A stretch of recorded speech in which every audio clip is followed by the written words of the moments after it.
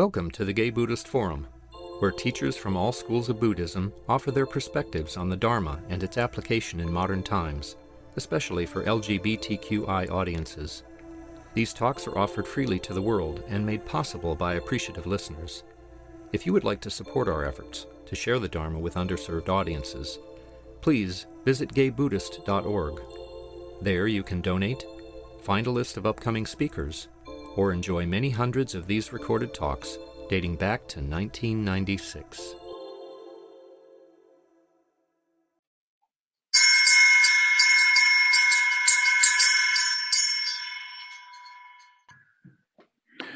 Welcome back, everyone. Dave Richo is a familiar presence here at GBF. He's from Santa Barbara and San Francisco. He's a psychologist, a teacher, and a writer who emphasizes Jungian, transpersonal, and spiritual perspectives in his work. He is the author of a book called How to Be an Adult in Relationships. Welcome, Dave. Thank you. Thanks for inviting me. And welcome, everyone. My talk today is about accepting the givens of life. And that word givens takes me back to sophomore in high school in plane geometry class. The givens were the helpful, self-evident truths that we could use when we were trying to figure out a theorem.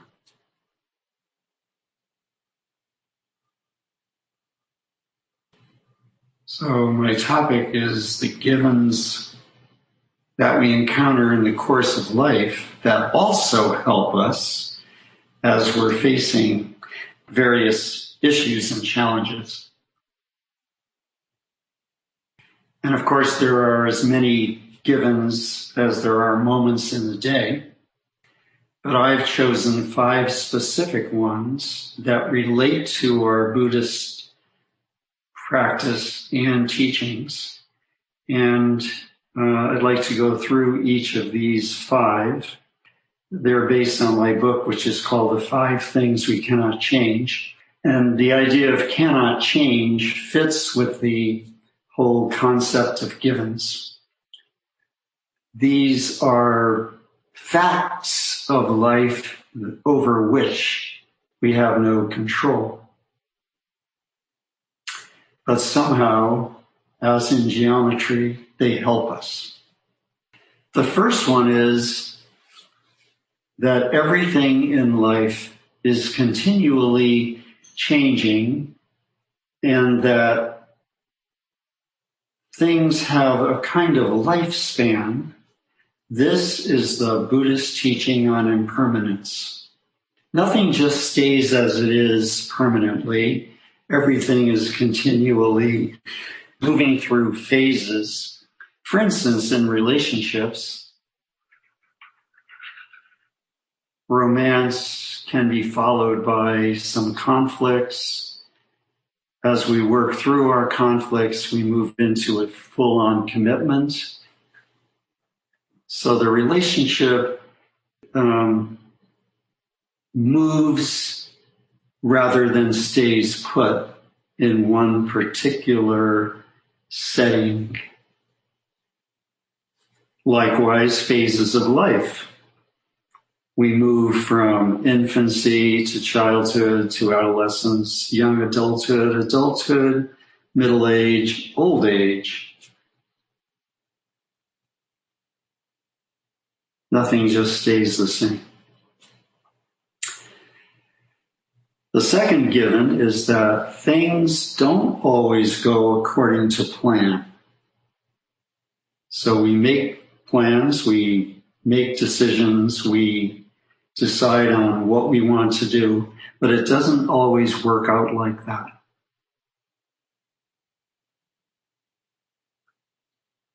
Third, life is not always fair. Sometimes it's fair, sometimes it isn't. Fourth, suffering is part of life. This is the Buddha's very first noble truth. There is suffering, and it can't be avoided. And then finally, humans are not always loyal and loving. So everything changes and ends. Things don't go according to plan. Life is not always fair.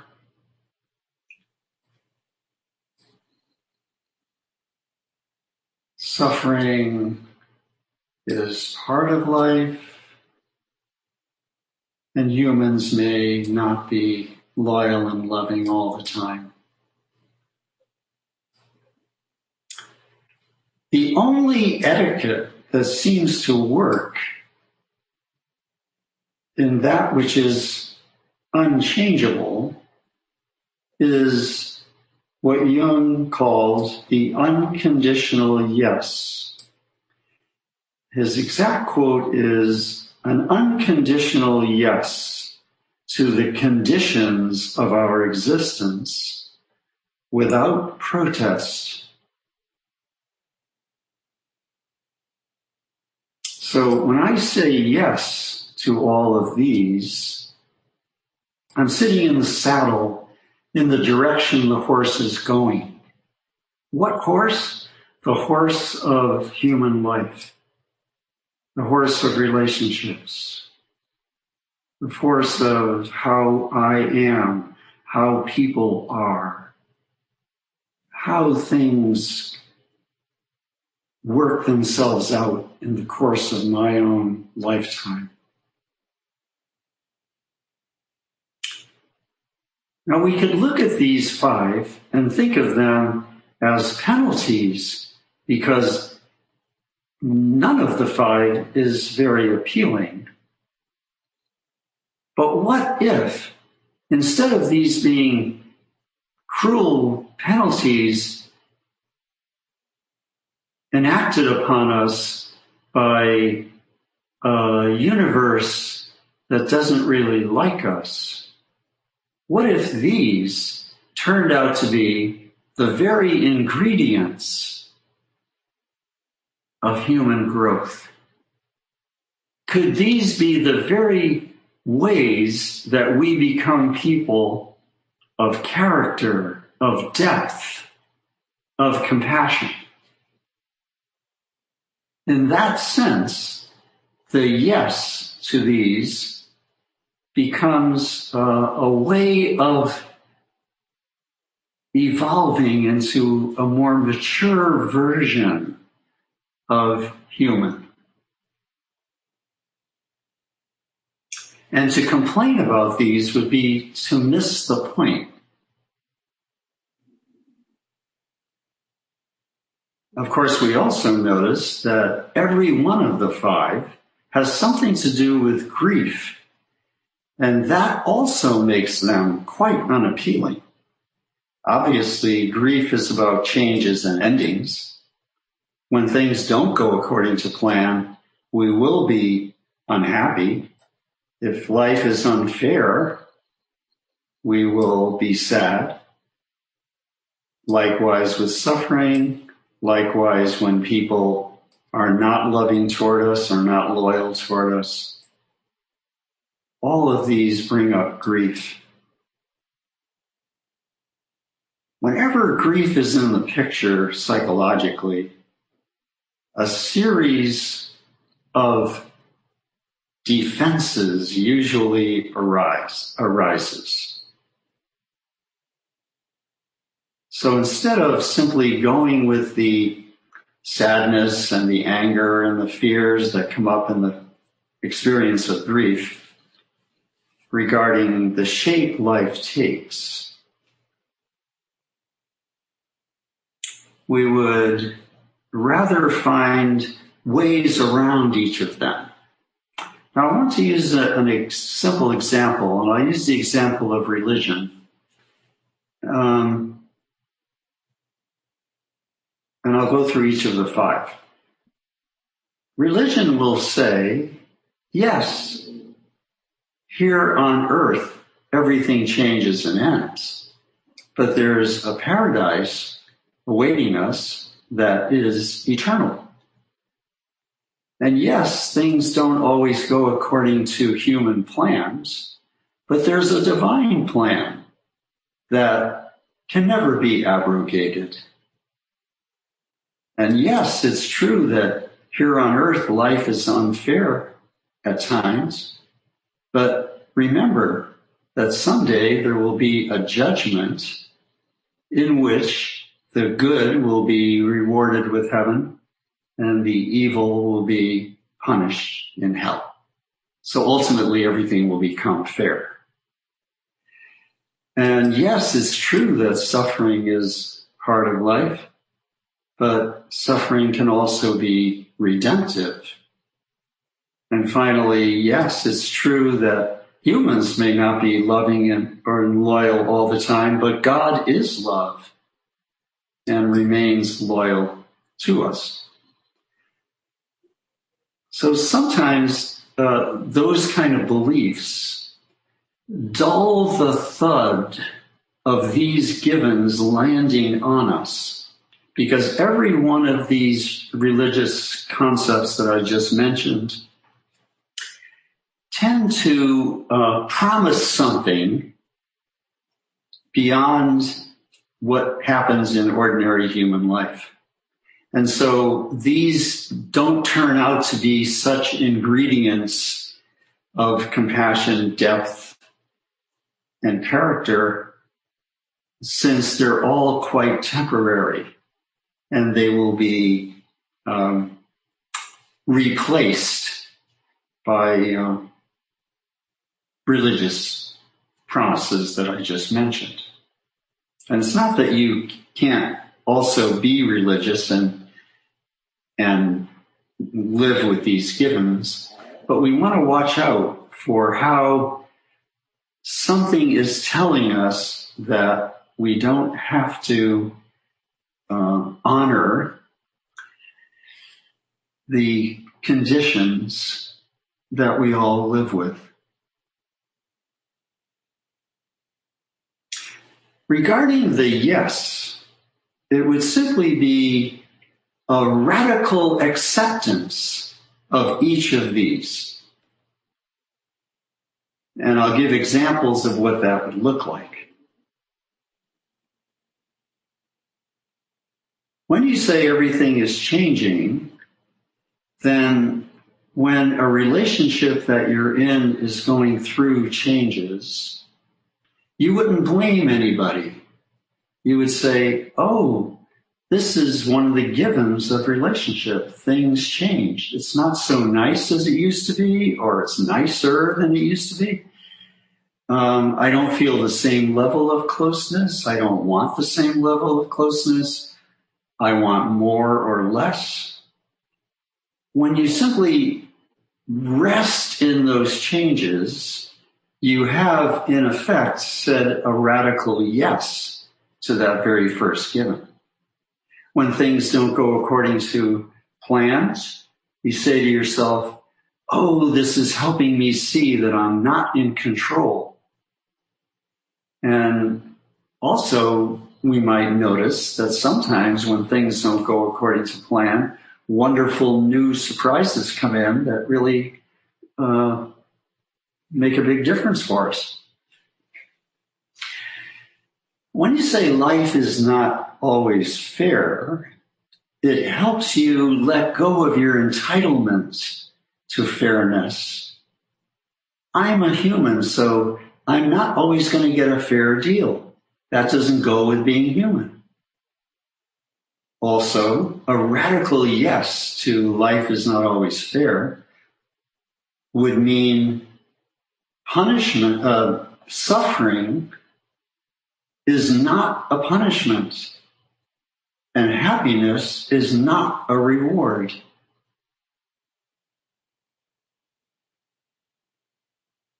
A fair deal would mean, well, I've been a good guy, so I should have happiness. It doesn't work that way. Bad things happen to good people. It should be, he did something so evil, wrong, bad, he should pay his dues, he should be punished. We have a right to take revenge. Saying all that would mean you had never said yes to life is not always fair. Suffering is part of everyone's life. It takes the form of physical illness, takes the form of emotional problems that weigh on us. There can be spiritual suffering. When I get it, that that's what everybody goes through, I feel compassion for those who are going through the same or worse that I'm going through. And it becomes just part of the landscape of a human life that I will suffer in some way. And finally, when I say humans may not be loving and loyal all the time, I also mean not everybody will like me.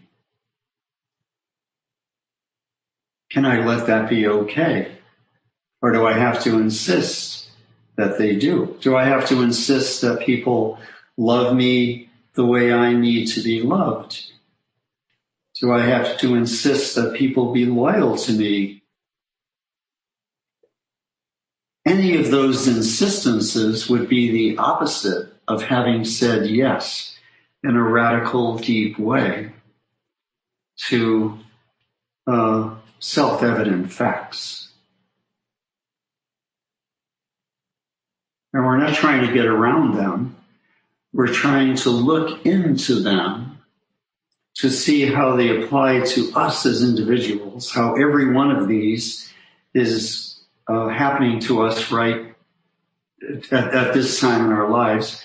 And how do we somehow take these and work with them so that we become more realistic and less entitled? In that sense, every one of these is a pathway to the letting go of ego. And since one of the main teachings in our Buddhist tradition is there is no self, there is no separate self, then the letting go of the clinging, fearful ego is a wonderful practice, and these 5 help us get there.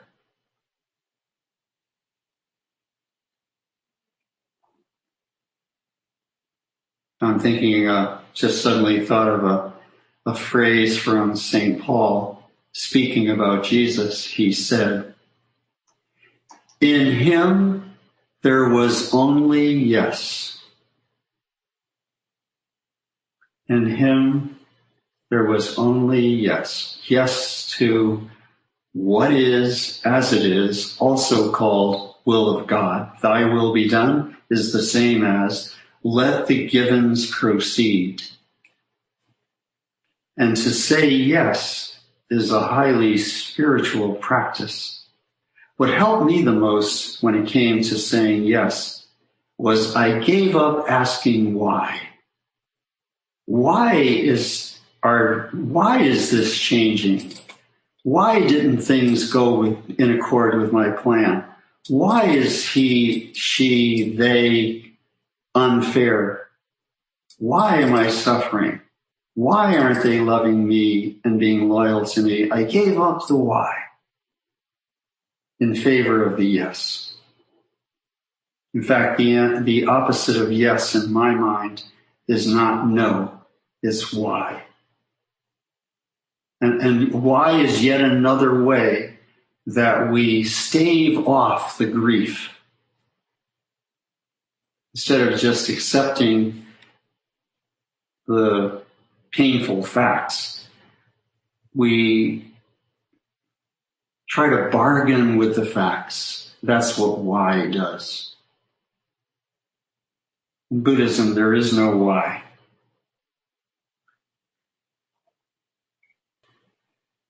Let me check in with you guys now on this. Questions or comments that you'd like to make before I go on, because I want to make sure we're all on the same page.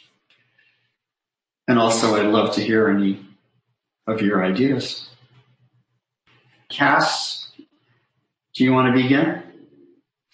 Okay, I guess the question that I have is, there's a distinction between why and how. I mean, it seems like you're not relinquishing trying to understand the situation and just accept it, right? I guess so. I guess I'm asking what's the relationship between why and how? Could you give an example?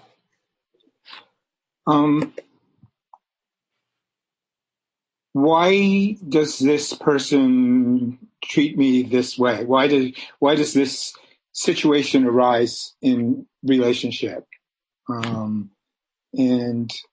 it seems like unless we kind of understand how that situation arises, that things won't change. I mean, I guess it's wanting things to be different.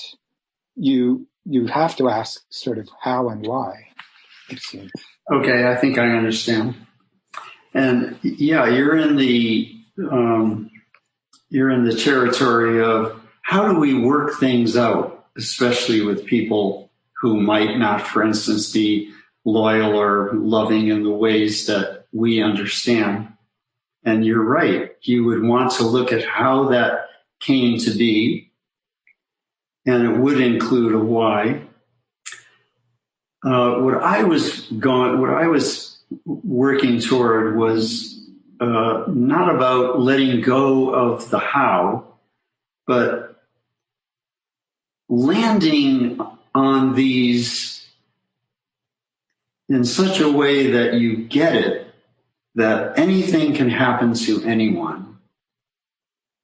And so you drop off the table the idea of it shouldn't happen to me because I've been so good, because I've done everything right, whatever. That's what you're letting go of here. There's a poem by the ancient Latin poet Terence.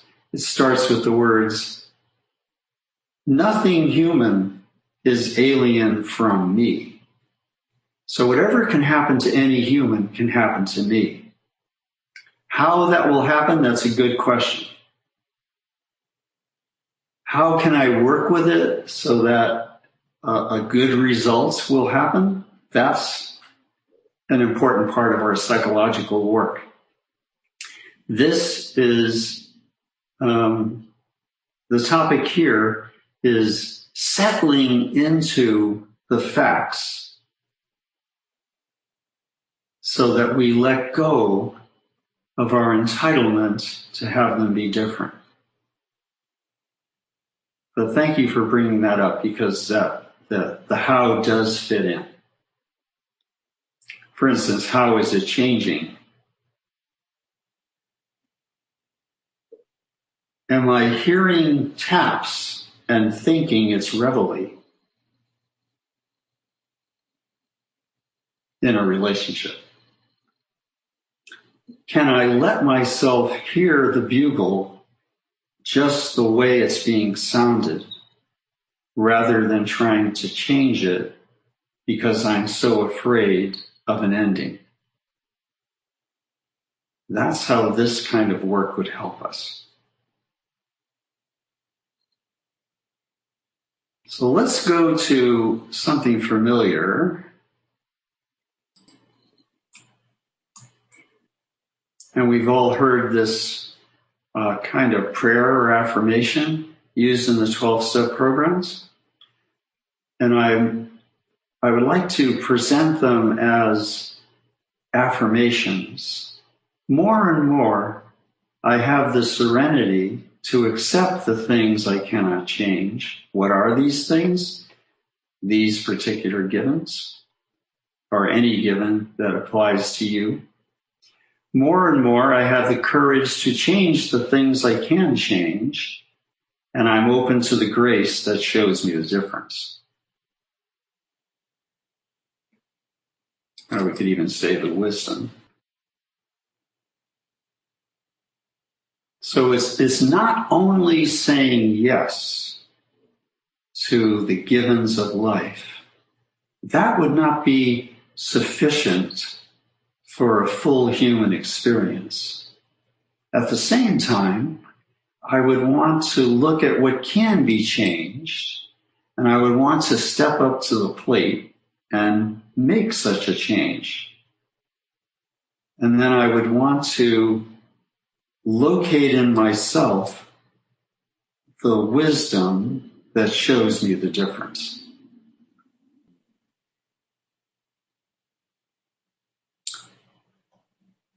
So the givens of life are the quote, the things we cannot change.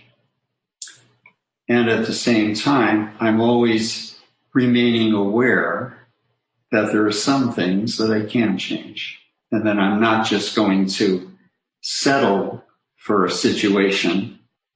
I'm going to distinguish between what part of it is just the way it is and what part of it is changeable.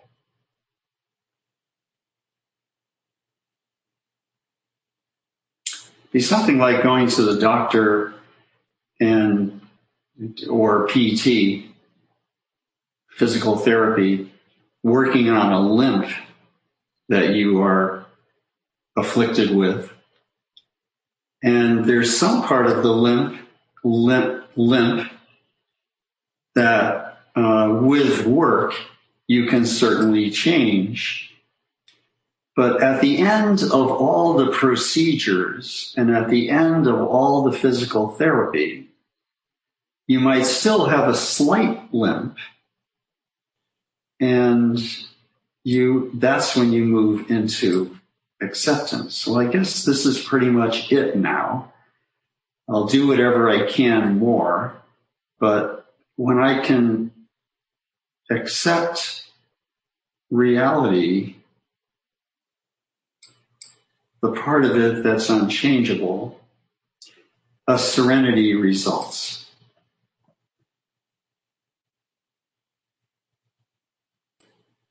So I wanted to put this in here to balance our original topic, which is about the things we can change, and to say that there are things we can change. So in a relationship, I can't change the personality of the partner, but I can work to change the behavior of the partner. And then I'd have to have the wisdom to see the difference. Oh, this particular behavior is just built in to my partner because I recognize that introverted style. That's just part of the personality that I'm looking at. At the same time, I can say, well, I know you're very introverted. I accept that. But can you at least come to a kind of quiet birthday party with one of our friends? I know you don't like parties, but can you make that change? And the person says yes. But if the person says, no, I'm so introverted that I can't even go to a birthday party with friends, then instead of blaming, you're going to go to your wisdom of accepting. Now, are we able to have breakout rooms with Jeff? Are we able to do breakout rooms? Yeah, Absolutely. we can do that. Because I want to have breakout rooms and just have like 15 minutes. So, And I'll leave this on the screen. And which is the one that is most difficult for you, or which is the one that you'd like to share something about, or which one is kind of up for you in your life right now? And we'll come back in 15 minutes.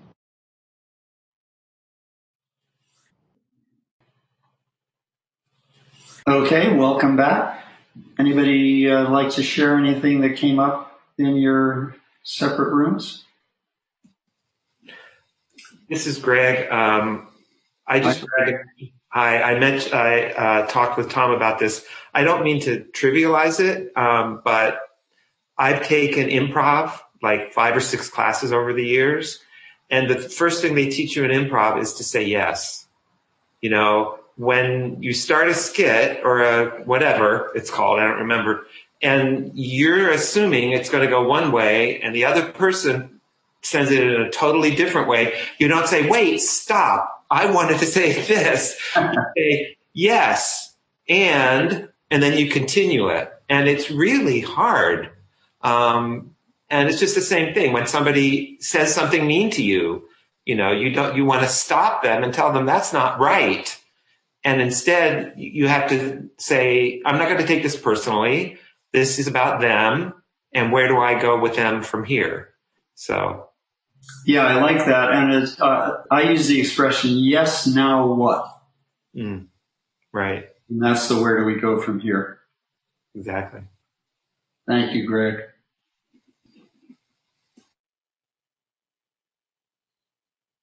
Okay, somebody else? I was just going to say in our, it was really useful, as 5 givens. In our group, I think we realize there's a difference between understanding these givens and accepting them viscerally. It's, probably you have to relearn that with each new development in life that comes along. Mm-hmm. Today I was watching the news and I was watching MSNBC or CNN, and they were interviewing the governor of Mississippi. Yeah. And there was something about abortion, and the governor was saying, the reason we can now abolish Roe v. Wade is because we have new scientific information about when life begins. So we can now make laws having to do with when an abortion is or is not appropriate and so forth. And I said to myself, in his mind, what he's saying is perfectly reasonable. And if I were to try to argue and say, but women have a right to choose, it would be a very messed up conversation. And so I thought to myself, one of the givens that we've been faced with all this conspiracy theory and so forth, is that people will not always listen to the kind of reason that we present. They have their own form of reason, which we may not agree with. And no matter how much we argue, they just don't see it. And so another part of acceptance is getting that and not getting hooked into arguments with people who just won't see it a different way. Of course, I also asked myself, am I one of those people then?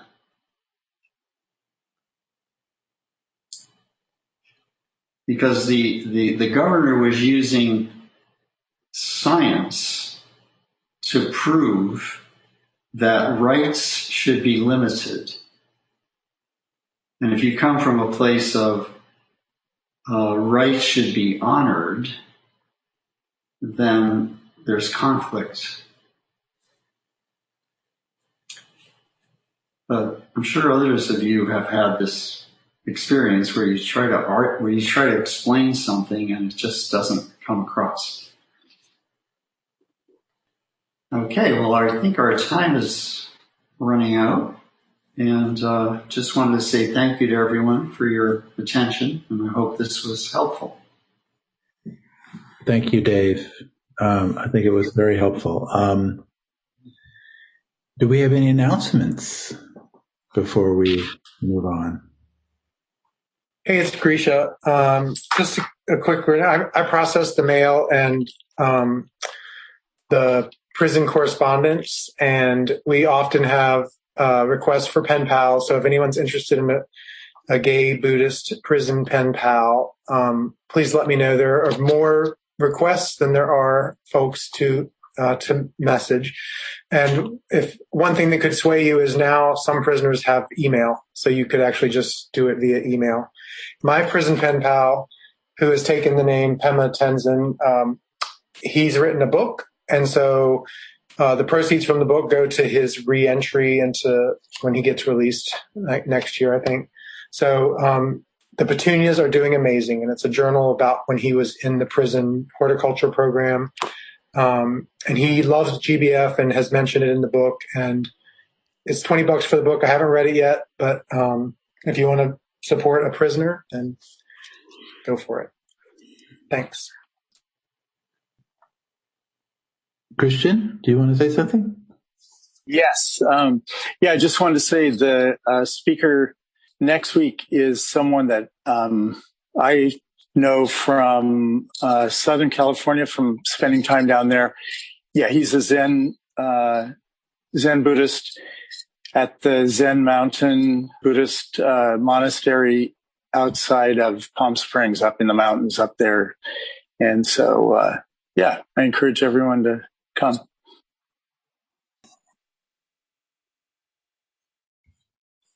I want to remind us all about Dana, which is generosity and very important to the Sangha. Helps to support our many efforts towards compassion. So please don't be like a butterfly and float away. Make sure you visit the website and donate something. All right, Dave has offered to give us a closing. By the power of this and of all our practices, may we greet the all-illuminating dawn of love and wisdom, and may we always be loyal to those who are still lost in the ever-darkening sunset of fear and craving. Thank you so much, Dave. Thanks, Dave. Dave, thank you all for attending. Thank you, Dave. Thanks, Dave. Thank you, Joe. Thank you. Thank you, Dave. Thank you, Dave. Thank you, Mr. Dave. Nice to see you, Tony. Thank you. Good to see you. Take care. Be safe. Thank you for listening to the Gay Buddhist Forum. If you would like to hear several new talks per month and be notified of upcoming speakers so you can participate live, please subscribe to this podcast, like us on Facebook, and join our mailing list by visiting gaybuddhist.org.